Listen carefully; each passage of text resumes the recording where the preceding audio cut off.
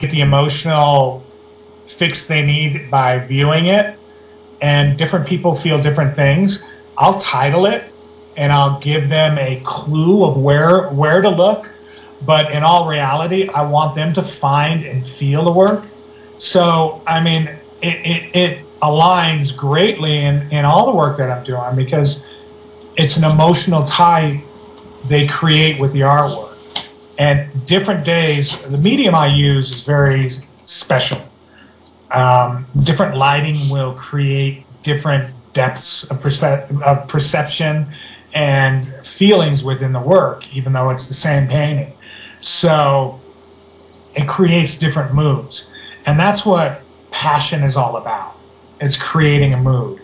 My photography, I do nude photography, and I like to have the models in a coarse environment because their bodies are so soft and subtle that you have a hard environment with a soft environment. It creates such a dynamic, and it creates passion. And then, you know, even the skyscapes that I do, it's all about creating energy and passion and allowing the viewer to experience that passion through the work rather than painting a picture of a boat to show that it's a boat.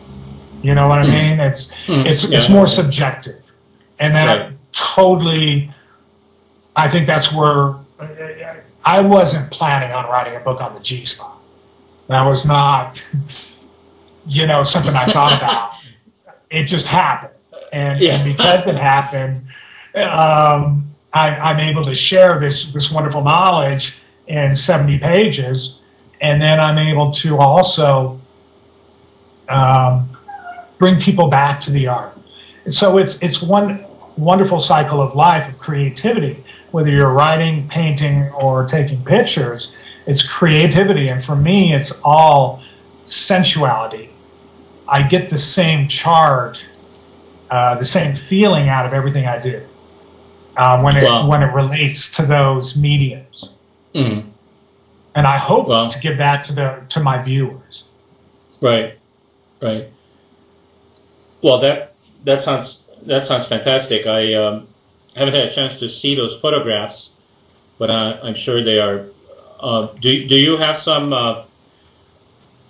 Do you have some times when you display the photographs? Maybe downtown Denver or Soho.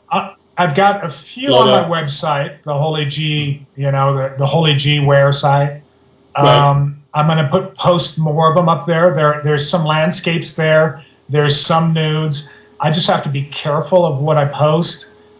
Even though it's artistic, the nudes are tough for me to post because of internet regulations and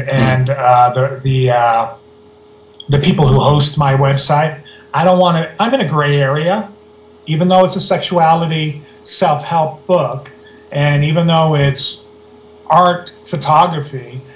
If I get too creative with it, so to speak, in the nude portion of my photography, they'll kick me into the porn areas, and I'm not that, and I don't want to go in that direction. You know, I want to help, and I want to keep on. You know, I like being in the gray area. That's okay, and I love sensuality and sexuality and passion and all of that. But at the same token, that's another portion of the U.S. and the internet that you've got to be careful on. So I do shows. I'm scheduling one here towards the end of the year, which is going to be a lot of my photography, a couple paintings, and that'll be in May, I believe so. So people can just, you know, go to the Holy G Wear website or Schussler Studios, any of my websites that you have listed, to find out when that's going to be. But I do gallery showings of my work. Oh, awesome. Okay, fantastic. Well, I really enjoyed this hour with you.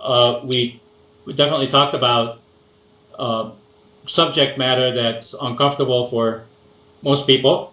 How we did it. Yeah, and we certainly flew through the hour, and I want to We did. acknowledge you again and your partner for being so open and sharing your personal life. It's Well, like I said before, it's something special. I've got to Yeah. thank you, Steve, and the Real Coaching Network. I mean, you asked me the other day a question, and I truly believe that you've got